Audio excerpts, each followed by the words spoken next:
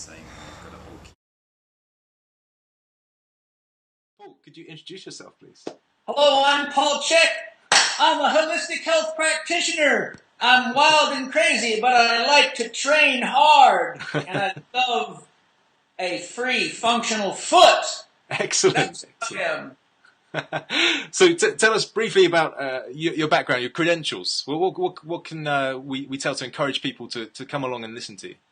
Well, I'm a holistic health practitioner, which means I'm licensed to do anything I need to do through the use of natural means, from diet modifications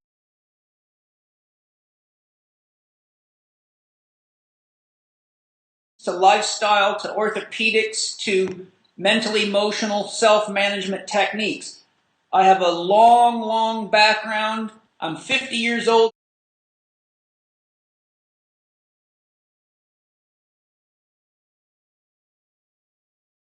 I've been lifting weights since I was a kid. I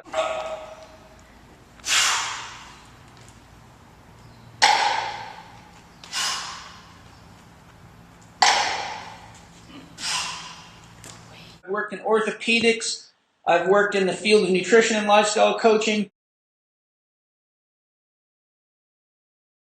So I have a very long, diverse background in all the issues related to how the body and the mind work together.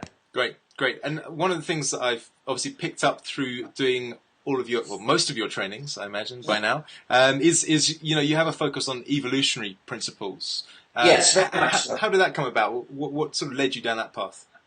Well, when I was younger in my career in orthopedic rehabilitation and working with the Army boxing team and the team doctors, I kept asking myself, why is the body the way it is? Why do the rhomboids have the angle they do? Why is there two heads on the biceps, etc., etc.? So I wondered what was it that shaped the human body the way it was? Why is a deer the way it is? Why is a lion the way it is? So I began researching, and I found a term called the selective pressures of nature. Right. So basically, my whole beginnings from the very earliest parts of my career as a therapist was to find out what it was in our environment that shaped us and molded us to be the way that we are. And I used that knowledge from years of study, and then I married a woman who has a master's degree in biological anthropology, so she was able to fill a lot of the gaps in my questions for me because she knows all this stuff intimately. Yeah. And so what I found is that every single thing that we are is the product of an evolutionary selective pressure. Right. Your skin is the color it is because of a selective pressure. Your height is the way it is because of the availability of foodstuffs. Yeah. So once I realized that everything that we were dealing with as therapists had to do with selective pressures, I could then identify which selective pressures a person was getting too much of and which they weren't getting enough of. And then when you compare that with the demands of their environment, I could easily recognize where we had to modify their environment in order to bring their body and their mind into alignment with the challenges of their specific sport or environment. Yeah. So ultimately, I found that the evolution of the body and the mind is the basis for dealing with what's in front of us right now. And if the challenges in front of us require specific skill sets and abilities that our environment has not prepared us for, such as people wearing a 5-finger without being prepared for it, then we meet resistance that leads to inflammation and pain. Sure. So that was sort of the basis of my evolutionary investigations. Excellent, excellent.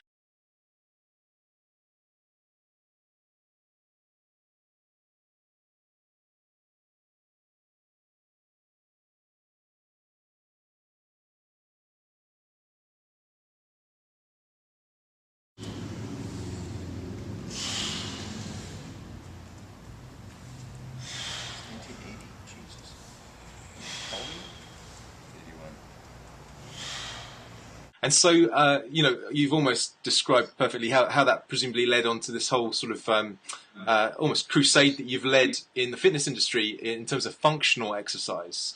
I mean, certainly when I started training with you, but also when I first started out in the gyms when I was sort of 16, 17 years old, it was all fixed axis machines, and that was the way people trained. Right.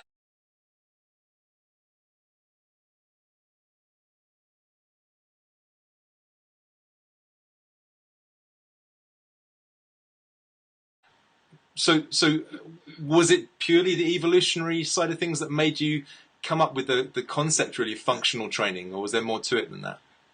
Well, yes, because once you look at how the body works, and then you look at, as I said, what selective pressures made it that way. So if you, I think the book, is it Born to Run, that has the expose of... That's right. Well, they talk, for example, about the respiratory mechanism and how we're upright and we don't have a lot of hair because we need a lot of airflow. And we need that upright spine to help ventilate better because of the function of our diaphragm and our lungs. So essentially what I saw is that we needed to have certain key factors in place in order for the rest of the biological systems to integrate together. Yeah.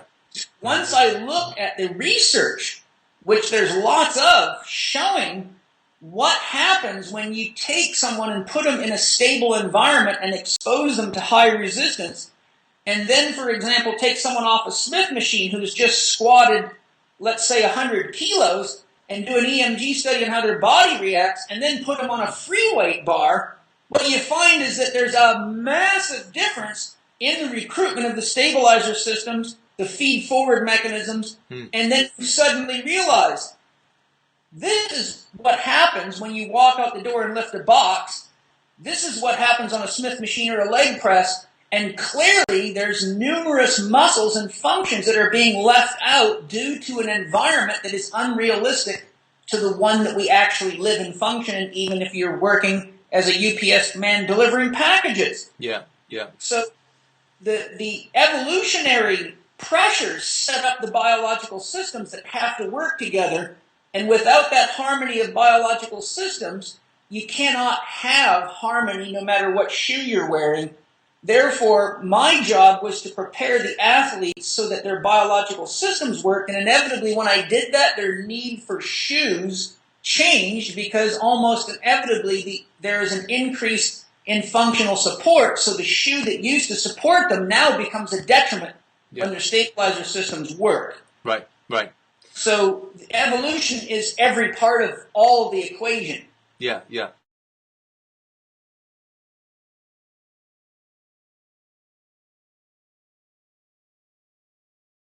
And I recall in one of the early lectures that I saw you talking in, you were talking about the spinal engine theory that C.H.E.K talks about, and how there's a real kind of complex equation that the body has to do as soon as you start putting any kind of thickness of cushioning between you and the ground. Is that something you could expand on briefly? Yes, all your systems are based on a direct interface with the environment. Okay, so when your foot strikes the ground, there's a significant transfer of kinetic energy. Even at jogging speeds, you're getting 4 to 7 times your body weight in kinetic energy. And that kinetic energy, if it is not effectively attenuated throughout the musculoskeletal system, is adequate to erode cartilaginous surfaces, inflame tendons, and even wear joints out. So whenever you put a shoe on, it creates a proprioceptive lag. It actually induces a factor into the body's own mechanisms for calculating force transfer that it has no knowledge or experience of, and there's nothing in the genetics or in the programming that can compensate for that. So the analogy I give my students is wearing a shoe with a big proprioceptive buffer is like making love to your lover through 5 sheets. You can do it, but you never really get intimate with your partner.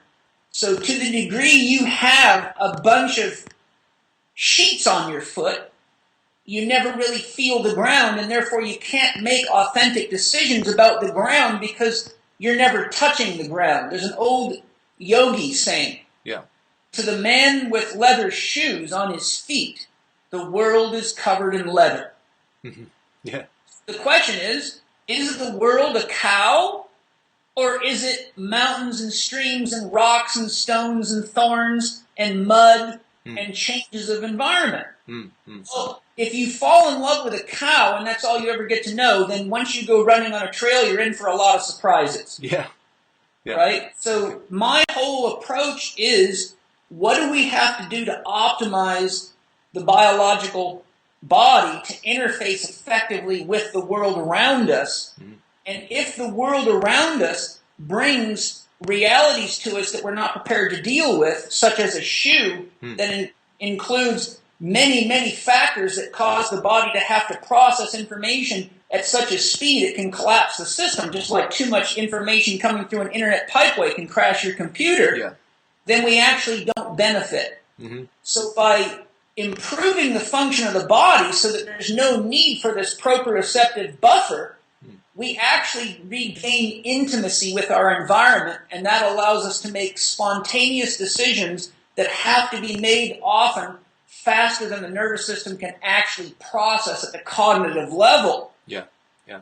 So really the shoes slow the rate at which your brain and your nervous system can make changes, because the shoe's inducing a fake environment, so you actually can never make an effective decision because you're never really sure what the environment's delivering. It's all distorted and contorted and reshaped by the shoe. Yeah. Perfect. Perfect. Great. That's fantastic, Paul.